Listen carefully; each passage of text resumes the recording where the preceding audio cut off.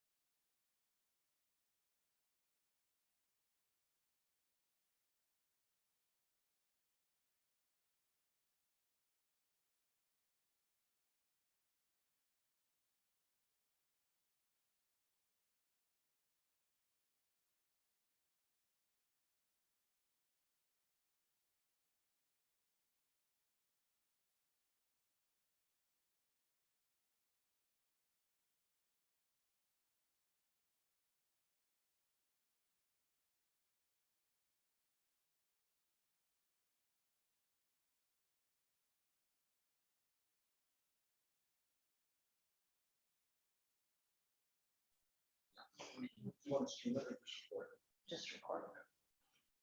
Well, welcome everyone. It's good to see everyone again. It felt like I was doing some minutes and I'm like, looking at the minutes and I was like, it seems like we just met like yesterday. So I don't know where the summer went and we're now back to school. I was out, had to do a property all-star award down in South Orem, and Google sent me through a neighborhood and it took forever. You can tell school's back in when, you can always tell. It's like, oh, there's cars everywhere. And BYU hasn't even started yet, or UVU. So, well, I appreciate you being here tonight. We'll try to make this quick so we can get home and have our, other things, get kids ready for school and all of that. So Disclosure documents. Disclosure documents. So yeah, I remember those as a kid. So, let's go around the room. We will introduce ourselves and then we'll have LaNae introduce herself. So we were tasked with, we've never had a city council rep for I don't know what reason. There just never has been in all the years Stephen and I have been involved. And so the mayor had asked that we have a representative on all of our commissions. And so LaNae is going to join us as our council representative. So, but we'll go around the room first, introduce ourselves, and then we'll end on LaNae and she can introduce herself if that works for everybody. So we'll start with Ken. All right, Ken. I've done for a few years now. I need a calculator to give you You're the elder statesman. Yeah. So I enjoyed being out, living in Northwest Harmon, and I enjoyed this commission. I think we give the city some important funding that do some important things for our citizens. So I think it's a good thing. Happy to be part of it. Ken, I appreciate it. Steve, appreciate it all. Ken is now, are we at 19 times in the last 2 years with all of that? He's appeared in front of the council 18 times for COVID and another, well, actually then we're at 22 times because of regular CDBG in 2 years. So he got an award at the last. Yeah, that was fun. He's a junior city council person. What did you do with the award? It's in my office. Yeah, yeah, that's cool. All right, Steve. Steve Heaps, and I've been here a short time. I'm a homegrown Orem boy, just happy to serve the city and help it grow. Thank you. So, I'm Joey, Alisa. I lived in Farm.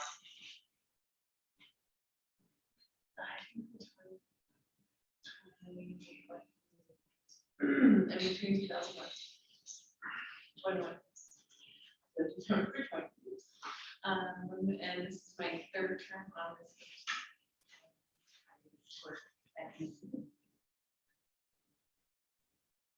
Eileen? I'm Eileen Black. Am I on my second term? Not yet. Not yet. Not yet. I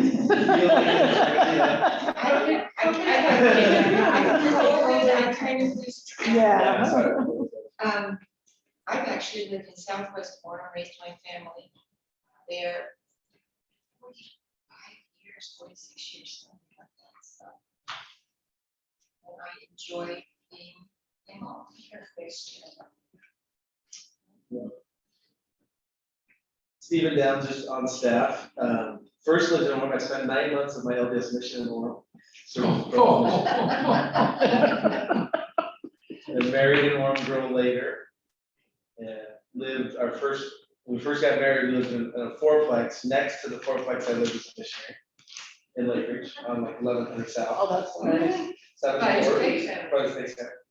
So we lived there for a while, and then moved to Arizona for a couple of years. Been back in Utah now for the last 8.5 years. So You just staff here. I'm here to funny. support. Ken runs the show. I'm here to support. I appreciate it. In this capacity. I read a quote the other day. I was going to send him and I didn't forgot to, but it was talking about how a good leader helps someone feel good about themselves.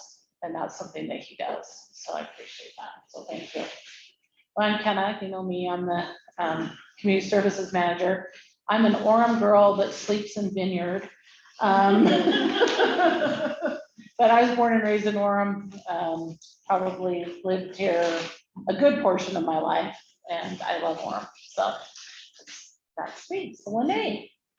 LaNae Millett. This is my first term on the city council, started in January. Lived in Orem 32 years. Kids here. I grew up on the other side of the mountain though, so we always came to Orem to shop, and I remember lots of things about Orem, the Sierra High Dive and all that other fun stuff. So I feel like I was raised here, was down here long enough that really enjoy working in this position, and like I'm a public servant and here to help. So I appreciate watching the great stuff Canada does. Well, thank you. Very glad to have you.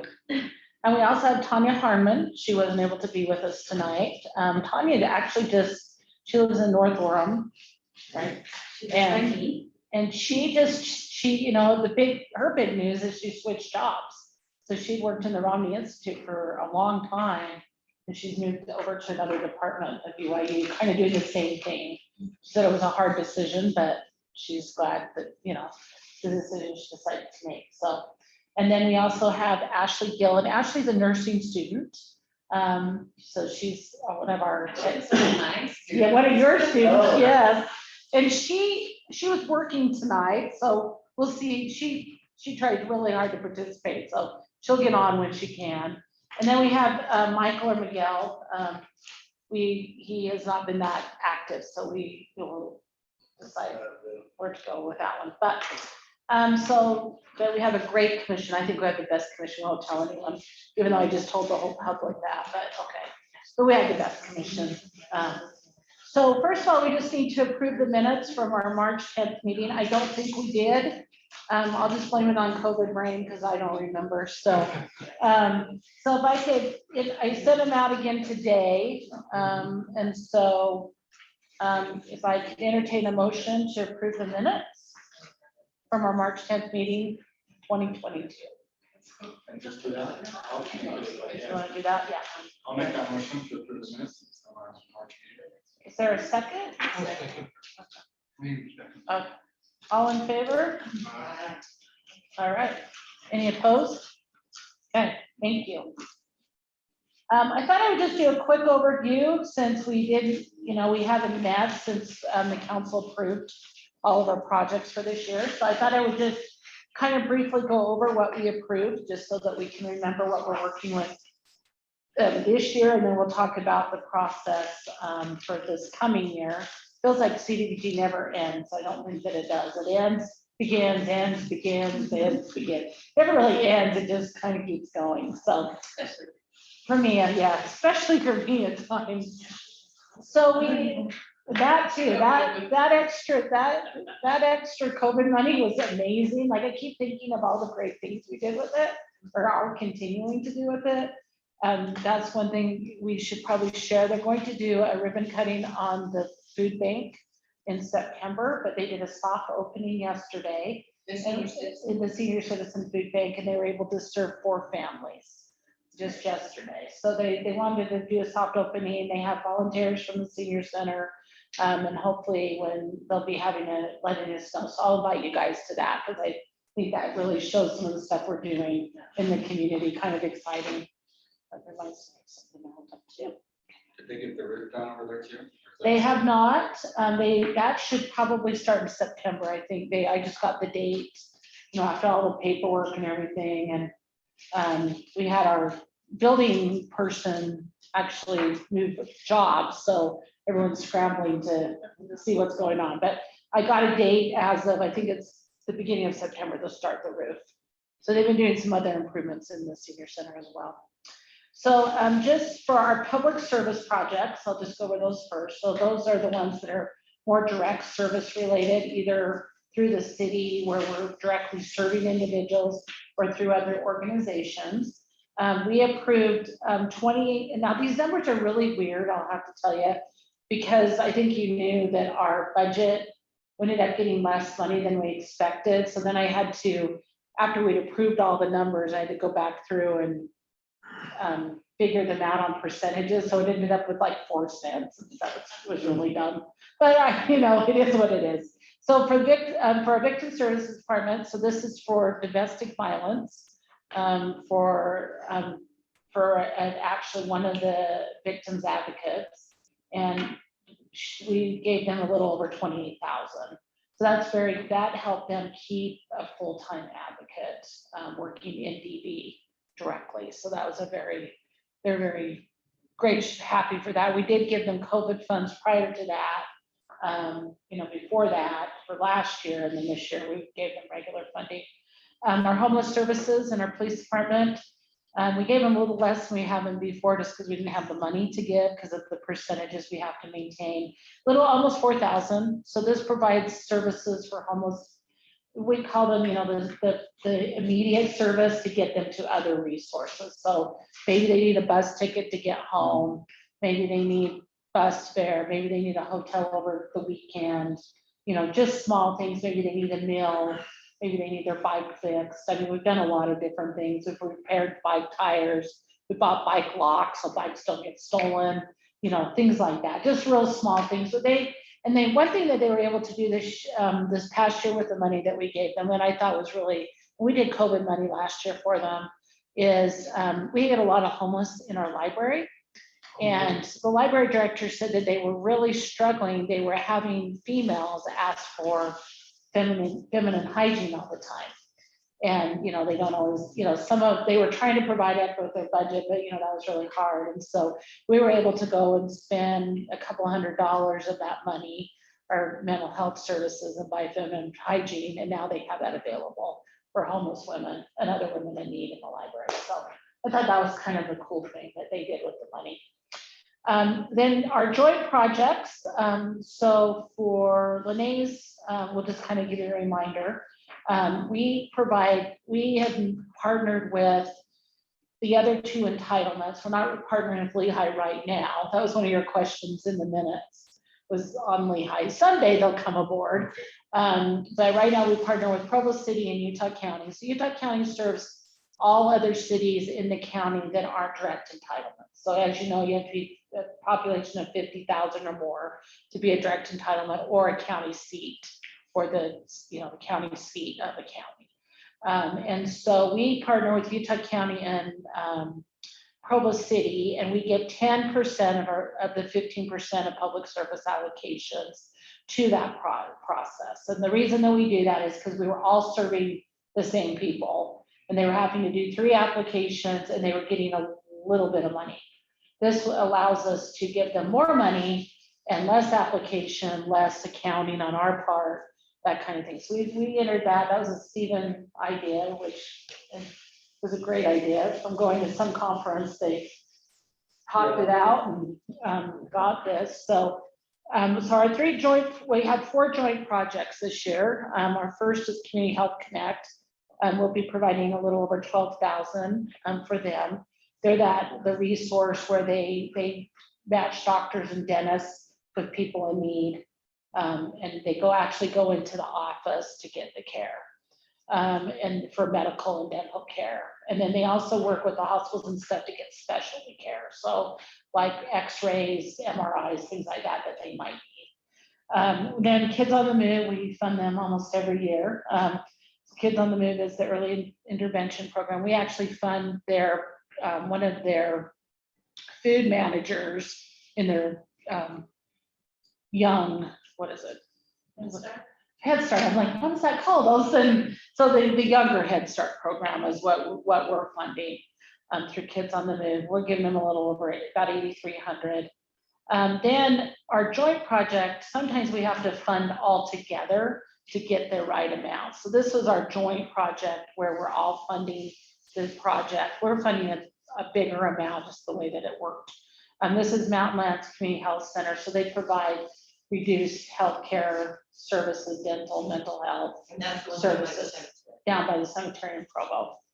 And we're giving them a little over about 18,500. And then the Family Haven or Utah Valley Family Support and Treatment Center, as we all know it, over on 1200 West, they provide therapy services for people of abuse and other therapy. And we're providing them a little over 20, almost 25,000 this year. So those are our public service projects that were approved by the council. Our non-public service, so these are more related to the city, more capital projects, more kind of building kind of projects, that kind of thing. So as you know, we give 20% of administration, so I can work here and Stephen can kind of work here, and then other needs that we have within running the program. We did the full amount this year just because we keep running out of money, is a little over 100, about 128,000. This is going away soon, like in 2 years, which will be really nice. So back in the early 2000s, they got a loan. They call it a Section 108 loan. That's for economic development. And our city went for this loan. It was actually not, it was even earlier, 1900, in the 1990s, I think. 1900s. 1900s, it's been a long time. But we got a $3 million grant, or a $3 million loan through CDBG for some car dealerships to help them expand and keep them here. And we told them that if they met their sales tax requirements, their employee numbers that they had to meet, and the city would continue to pay the mortgage payment basically back to HUD. We refinanced a few years ago, which helped bring that down. And so this year's amount for principal and interest is 94,000. We're getting close. So 2 or 3 more years of payment, and then we'll have that paid off, and that money will come back to us to do other things with. And then we do our code enforcement. So as you know, we pay for one of our code enforcement officers to work in our target neighborhood. So that's what he does. And then we may pay a portion of our police officer based on the percentage of work that's being done in those neighborhoods, his time in those neighborhoods. And then for some special activities like our reading with police program, or homeless point in time count, things like that. We also help pay for that. We have our critical home repair program. So this is where we provide $5,000 grants and or loans to help low-income families repair their homes. And we're giving 100 to that, 115 to code enforcement, 100 to critical home repair. And then we have our neighborhood preservation program. This is where we do our police picnics, other things in the neighborhood. This year we had some money, and so we did, being our arborist, our tree guy, decided we wanted to provide trees for low-income families. So we started the Rooted program, and we gave 17 tree vouchers to a local nursery for low-income homeowners. So we did like a little tree planting at one of the houses. This family had never had a fruit tree, and she was able with her voucher to buy 3 fruit trees. So Josh, our forester, whatever, I never remember what his true title is, the tree guy, he planted one of the trees for her. So that was kind of fun. Really helped the household nicer with the trees. It was over on 1200 or 1600 North, one of the bigger busy streets up there. And then we also are going to do the roof at the Orem Senior Friendship Center. That should start here shortly. And we gave about 168,000 for that project. So those are you guys did good work. You did, the council approved all that. So just wanted to go over those things. And any questions on any of those? Once we approve something, how long do they have to do it? So they have the fiscal year usually. I mean, we prefer that they have the fiscal year. Sometimes capital projects will go to 18 months out. Some of our parks projects, especially right now with the building market and stuff. So we had the parks project last year for Sharon Park Playground. We have not done that yet. So we're all almost a year and a half into that. And I'll just kind of give you an idea. We're paying for the playground, so it's not really going to change much, but we were using some state funding, some of it's called land and water conservation funding, to put in the bathroom with the playground over there. And they thought that the budget was coming in around 200,000 for the bathroom. It came in at 6. So it's crazy stuff right now. It's crazy. Yeah, so they had to go back to the drawing board. 600,000 for a bathroom. Well, bathroom storage kind of thing. So, yeah. So they've gone back to the drawing board to see, but they're kind of holding up on the playground. Because they kind of want that all to be, you know, but I don't know what they're gonna do. I'm waiting to see that. Yeah, so, I was asking because one of the first things that, the first year that I was here, we approved a new roof for a kind of. oh, turn. Hmm? Yeah, they're I'm not, not sure if it was for turn, because there were two of them and they were both, On 12. the one on Main Street and about, what would it be, 9 South, 10 South? yeah, so they were both turn, they were turn, one's for a gutter project and one, or a One was- soffit project and one's for a roof.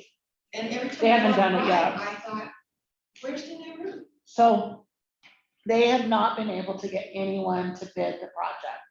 They've gone, it's crazy. No one wants it because it's so small. So we actually found someone, but they weren't registered on sam.gov, which is a requirement of federal funds.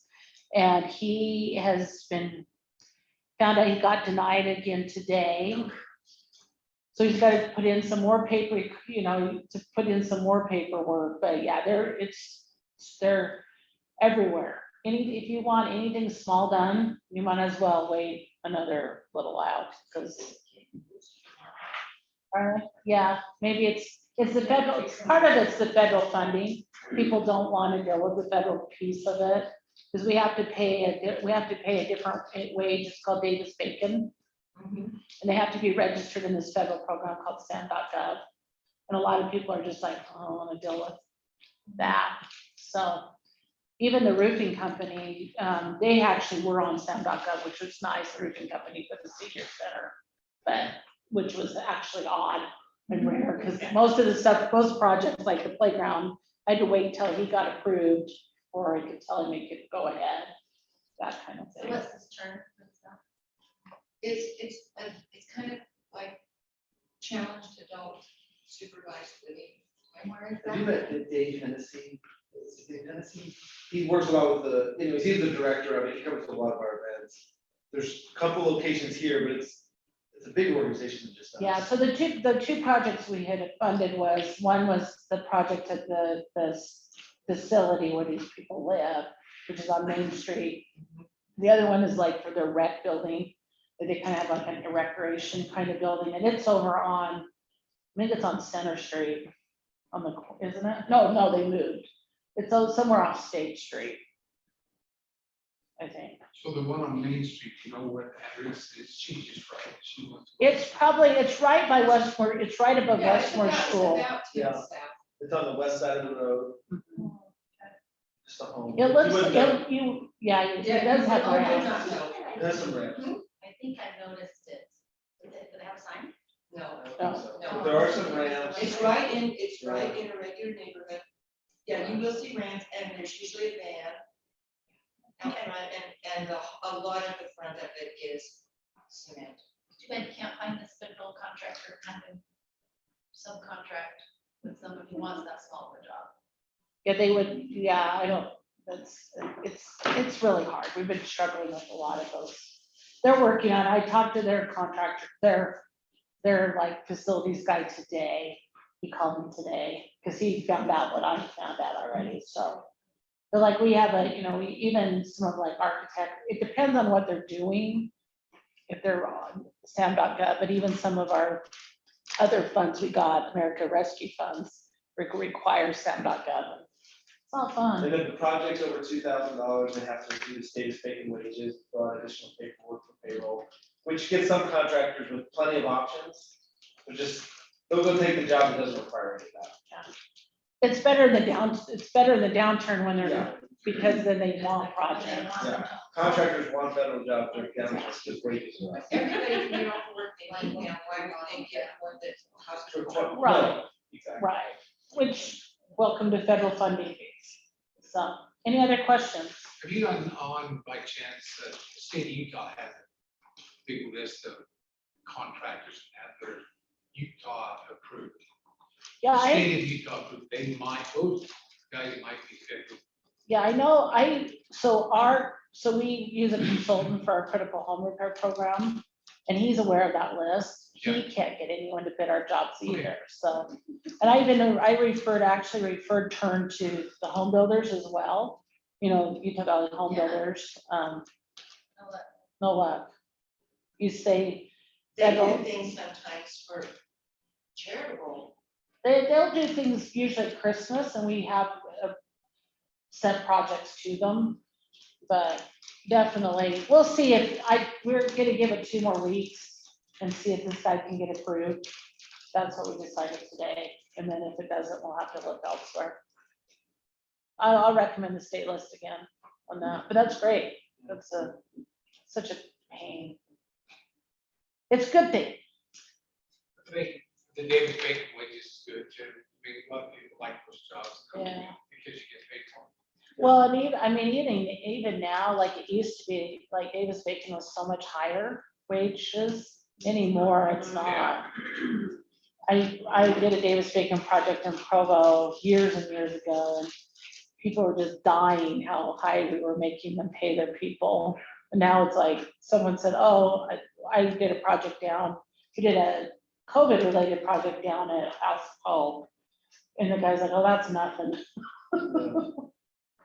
So in the government, federal government, they also have what they call an AA? 8A, like a AA. 8 and an A. Okay. And those are fine for minority contractors. And they get jobs handed to them left and right, like Hillfield, Okay, Dugway, any federal job. yeah, There's part of the federal building up there, they find jobs for the minority contractors, and they make a lot of money. okay, well, that's good to know, because we're supposed to be meeting some section 3 requirements and stuff. That's hard to meet around here, so. Okay, that's great, thanks. All right, any other questions on what we're doing right now? Okay, so the process will be very similar to last year. We will be sending the NOFA, what we call the Notice of Funds Available, out to the city, or out to anyone that's ever applied. We also have to publish it, the whole 9 yards. That should be going out in September. Pre-applications we will probably have a grantee workshop, or an applicant workshop sometime in October. I don't know all these dates yet, but I will get those out to everyone. Following the applicant workshop, we usually do 2 applicant workshops. So we do that together. All the entitlements do that together. After that happens, then we will open what we call our pre-application process. So that usually runs from the end of October to the first week in December. At that point, then we will the staff will review those applications to make sure that they can move forward with regular application. Oftentimes we invite our joint commissioners to go look at those as well. Once we make that decision, we open up the application round. And then the application is usually due the 2nd or 3rd week in February. And at that point, then we start the process again. So we have our joint meetings, we have our regular meetings. This year we only had to do 1 ourselves. We had to do 2 joint, 1 ourselves, depending on what applicants we get. And then at that point, then we'll go to council in March and April, or no, April and May. We have our meetings in March. And then we finally, do all the public hearings, and then we will start this process again. And then you'll see me again next summer when we'll have this meeting again. So we'll have a grantee meeting like we usually do, and that kind of thing. We only got about 641,000 this year. That was down about $40,000. So that's probably what we'll be looking at. We usually, we try to look at the year before. We've gone a little over 690 because they made a mistake the year before in our allocation. So it's hard to know, and we don't know this formula. The formula is very interesting. It has to do with how many entitlements there are, and then so as new entitlements come on in the United States, then we lose, and then it depends on population, it depends on, how many low-income families we have, and so it's hard to know. You know, Provo gets a lot more than we do. Utah County gets a lot more, but because they're serving more entities and more cities. And it's all the COVID money, is that done? As well, we'll talk about that in a minute. I'm hoping. That's agenda item 7, right? Yeah. You know, We can that only hope. You know, that explanation of how much money comes, where it all comes from, kind of reminded me of allowance when I was younger. It would change daily. It's like, well, not now because of whatever. When you were being good or bad or whatever, Yeah. right? Yeah, that's probably why ours changes too. But definitely, you know, just to know that we'll probably get less than we have. Maybe not. I mean, we've been surprised 2 or 3 years ago, we got quite a bit more than we planned on getting. So, you know, one year we got 725, I think. One of those, didn't we have 725 one year? So just, it's hard to know what we're going to get, but usually It's we not have. tied to inflation or anything? I don't think so. And they actually had cut, you know, like we belong to this national organization called NCDA, and they fight for CDBG money with the Congress and things so that we can, but they did cut the CDBG budget by a few, like what was it, 6%? I think 6%, or no, it's 4%. We had to cut ours by 6 with what we ended up getting. So, but they cut just even the national budget. So it's hard to know. And then there's years that they give them a lot more money, you know, and this year they actually gave more money to the home program and less money to CDBG. So I have heard rumors, just rumors, and I wanted to choke when I heard them, but that there might be some more CV money coming down the pipe. I hope not, but you never know. Good rumors. Good rumor to start. Where was that rumored funding coming from? The There one, hasn't been a new, has there been a new bill? no, I haven't. I just, I was in some training, we were on some training, and they said, oh, we've heard. And I'm like, oh, okay. I mean, it's great. It's so, I mean, it's getting harder and harder to tighten COVID, you know, especially, you know, our community rallied a lot quicker than some communities have. So it's just, you know, you remember in the beginning, it was so specific, you couldn't do, you know, you could only do this, and then all of a sudden we can't put drinking fountains in our parks, and we can, you know, I mean, You just might like, get part of that 1 billion that they just cast to study cow burping. yeah, maybe, you never They know. just have more cows. Do you have a cow in your backyard? I don't know. Maybe we need to encourage that. Yeah. So one of the things that we do in this meeting is we will elect our chairperson for this year, and then we also need to elect our 2 joint commission members. So Ken has served as our chair for several years. I'm sure he's willing again. Because you know, because he's a junior council member. I vote for Ken. And then we need 2. Unless someone else wants to self-nominate. If Right. Someone else wants to do it, you can say, I'm happy. We want Tanya to do it. I'm sure Tanya would love it if you nominated. Ashley still didn't get on. She must have not been able to. Not here, is that- So- I think we have a volunteer. If you want to do it, you're good. Yeah, I'm good. I'll do it again. So. No one else wants to be the chair. Because you know, chair means you get to go see the council. I can see that didn't help. 18 times. You won't even have to have an introduction. Yeah, I'm good. Council Okay. knows me, and I didn't have to commit a crime. Yeah. Well, thank you, Ken. We do really appreciate Yes. your hard work. It's been a lot more than I think any of us thought it would be. Good stuff, but a lot more work. Your presentations have been. Thank you. Mayor Brush used to get mad at us for going too long, so we've gone. Yeah. And after you get seen that many times, you're like, they know what we're doing. They know this is what we're proposing. So Ken and Joey have served as the commission members for the joint commission for the last couple of years. I don't know if we want to switch that up. Basically, you just attend 2 additional meetings.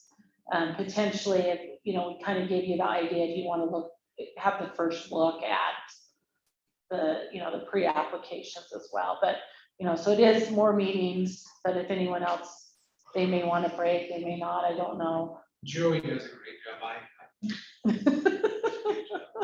That one's hard though, because they ask for so much more money and Uh-huh. they're great asks, great programs, great service providers.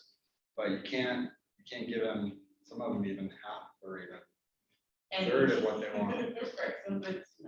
And it's like, this would be great if we could fund it, but there's not money, so you have to say, if we give them that, or if we give them that, then they don't get as much or anything.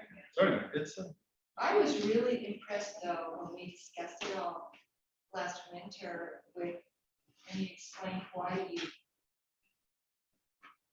did what you did. I was very impressed with your reasoning. I think I did a great job.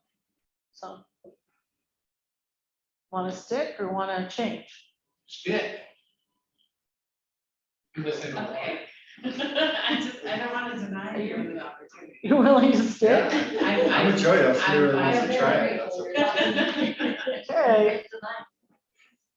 One thing I forgot in the timeline, we have to do site visits, and also monitoring visits. And so hopefully this year, last year we did it online again, but hopefully this year we'll be able to go in person. So I know a lot of you like to do that. So one of the things I end up, one of my, we all spread the wealth in our entitlement partnership. And so I do monitoring visits on all the joint projects.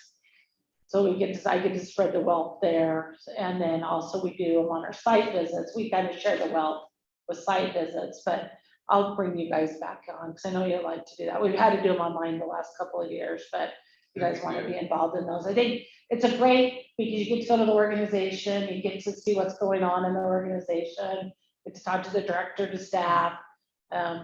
I think a lot of you learned about things you might not have known about. So we'd love to, have you guys join us. So we'll let you know when those will be. Usually we do them in January. So. That'd be great. Before COVID, I went with you to Mountain Lands, and they gave us Yeah. a tour, and that was really good to see. Yeah. They showed us their whole facility, and you got to see how things work. It's very good experience to see behind the scenes a little bit and to know more about what they're doing and what they're struggling with. So is Mountain Land the same as Wasatch Mill Hill? Yeah. It's different. So they're down by the cemetery. Where So, they at? Which where the old building? Safeway building? Yes. Yeah, that's where they're at. So they're, Allen's, safe. or wasn't it Safeway? Wasn't the health department there for a bit? Yeah. the health Yeah. department was there. On the corner. Yeah, it was Safeway when we were really little. Right. It was the health Yeah, with department. those two roads. And it's a new building there. Uh-huh. They remodeled it. Yeah, I- so there's I know. there's actually 3 different organizations there. Yeah. So Mountain Lands is what they call a community health center. Okay. So they do a sliding scale, they do insurance, but they also do sliding scale or, free and reduced. Actually, there's actually 4 organizations there. So they do that. The volunteer care clinic is also there. They're only open a couple of days a week. So this is free where people can come in and meet with the doctor for free. They also provide prescription services and things like that. That's run through United Way. And then there's the community rehab clinic through Rocky Mountain University. So it's a physical therapy, free physical or reduced cost physical therapy group that's run by the students at Rocky Mountain University. And then they also have Community Health Connect is also there. So it's a good, well-rounded, they work a lot together.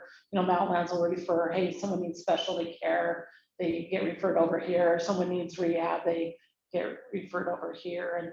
And I know with the Community Rehab Center, we funded them and they've been one of ours in the past. They served a lot of people during COVID.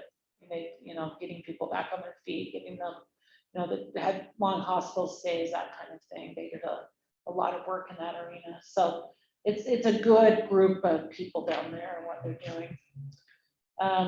And so, okay, so that's great. The last thing is CDBG-CV update. We've had some really great successful projects. They continue to be successful. There's things still going on. We may have some leftover money. Community Action, their mortgage, we gave them $30,000 for mortgage. They're just not seeing the need. I actually had I think they funded their first one as of late, that's the first time. So they may end up giving that money back to us. And then, as you know, the door at the senior center did not cost near what we budgeted it for. Way, way less. And so there's still some money left over there that may come back to us. So one of the things that we thought we might do is put it towards one of these parks projects, but I'll bring that to you, where they're needing to put in bathrooms in these. One's Geneva Park, which we get the parking lot in, and with CDBG funds or some, and then one is Sharon Park.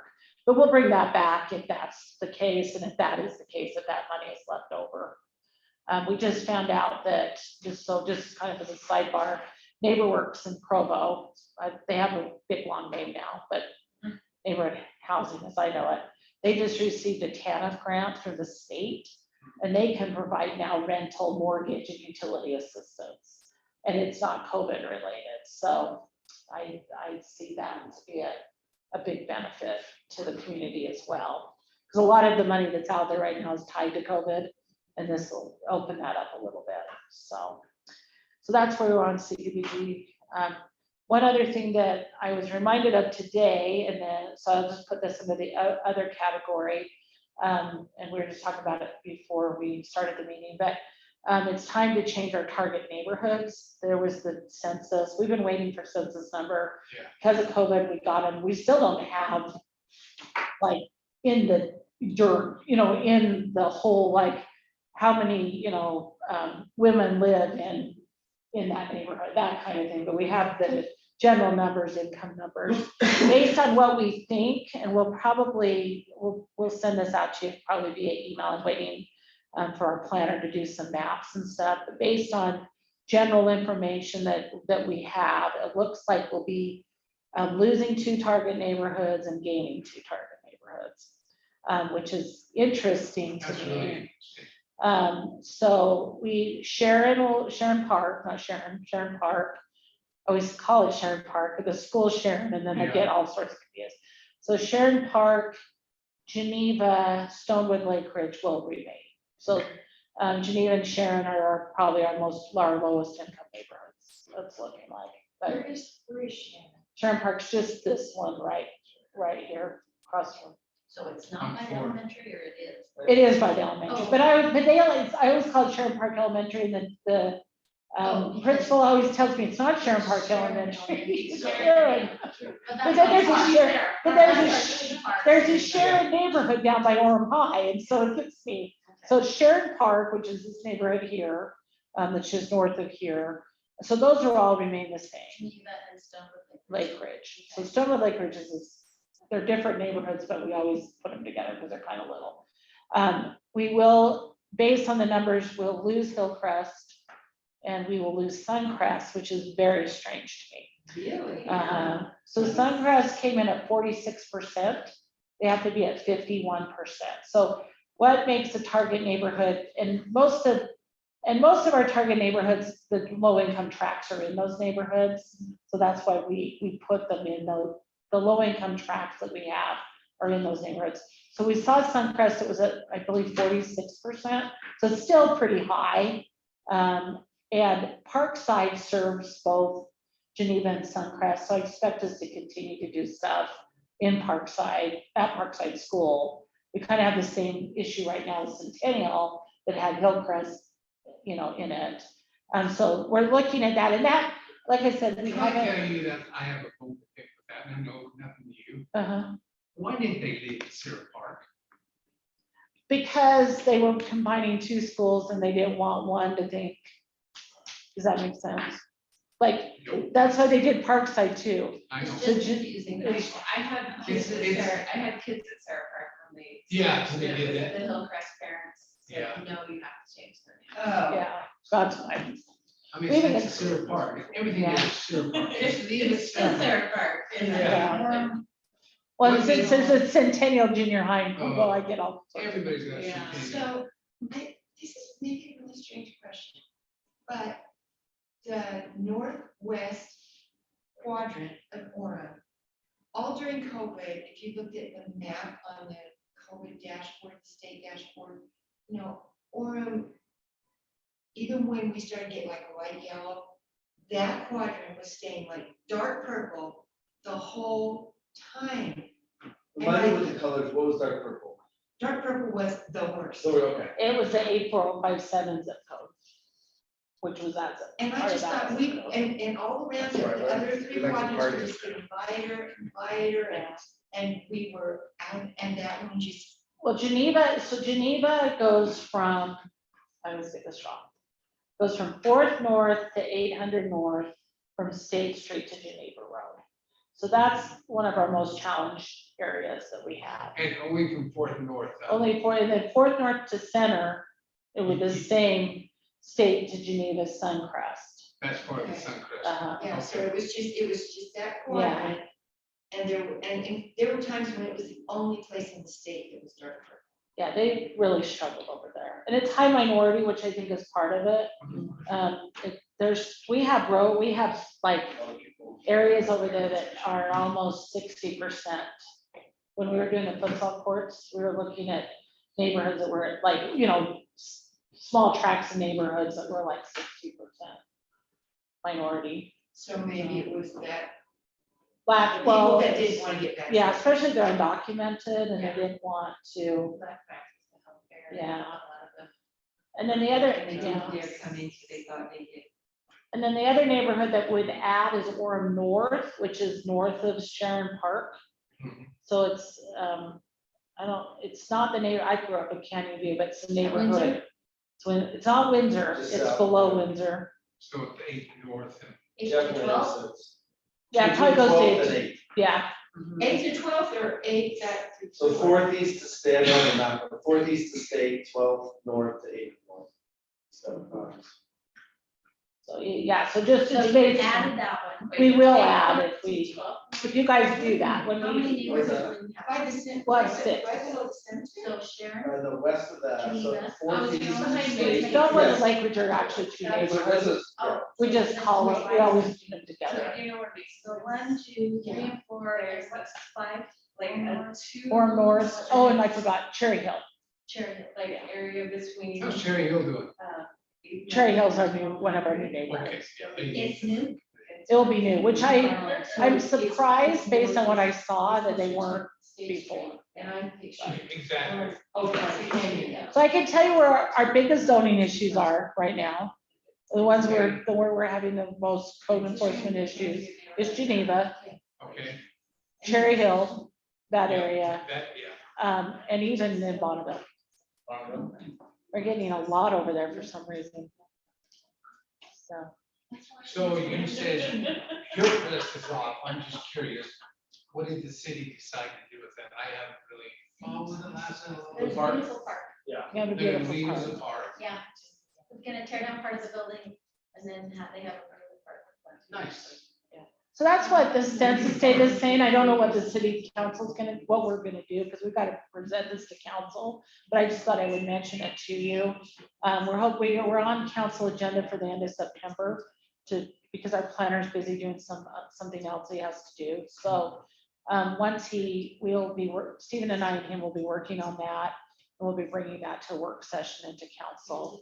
But we will have you guys look at it before that, once we have it ready. Did I tell you that when I first got on, you talked about the pickleball courts at Sharon? I drove by at night a couple times. Unbelievable. Yeah. Unbelievable. One's a Bonneville or just. Oh, are they? Yeah. Wow. And it's Interesting. 2 different types of neighborhoods they're in. Oh, And, Sharon Park was such a rough park generally before. yeah, So the neighbors have loved the pickleball courts because it's brought new life. yeah. For Bonneville, it was already kind of a loved park and now it's just brought a lot of noise. So there's 2 different reactions. Yeah, and there's homes right next to Sharon. Those are people though that were just used to what used to be there. They'll gladly take this issue of noise. Our old LDS state president was right next to it. And he hears those balls and he just hears like life. Like, Okay. yeah. Danny Miller, he's also some coach from High. He's a direct guy, so he just loves that there's like It's good. activity going on. Yeah. We're gonna add some more toe press. How are you? Yeah. Sure. Yeah, pretty good amount. Are you doing the Windsor test sports? What's that? The Windsor test sports, you can offer that. I'll have to check, I'm not sure. I just don't have that in front of me, but That'd be. every time tennis courts need redone, we look at this for sure. Or put it- Pickleball is just a louder sport. Those balls are louder than tennis. And they, just I'm saying, just some neighbors don't love that because it goes from 7 AM till 10 PM nonstop. Okay, I'll give you a dog. Want to listen to a dog? No, I love the sound of it too. I'm good with it, but I think it's. yeah, it's a tough one. So do you have anything else? No, Do you have anything, LaNae, like to add? No. Does anyone else have any other questions or concerns or? All right, well, I appreciate you being here tonight Thank you for and dinner. you're welcome. And we will see you soon. what's our next meeting? Did we say next meeting? We probably won't. After the meet holidays. Yeah, we probably won't meet until March. Yeah. Unless we need to for the target date and stuff, but I don't think so. Okay. But we'll probably see it, like, I'll keep, I keep pretty good in touch, right? And we'll let you know, like, when those grantee meetings are, like, when the applicant meetings, because I know some of you like to come to those. Yeah. Just to see what the applicant, who's out, what we're doing this Those are year. always good. Yeah, so I'll keep in touch with you on all those meetings that we have, and then, we'll let you guys know when we're screening those applications. We use a program called Neighborly, as you know now, so much better than our Zoom grants was. So we canceled our Zoom grants finally. Oh, they did. They left it open for a year and then canceled it, so. All right, we will see you soon. Okay, thanks, everybody.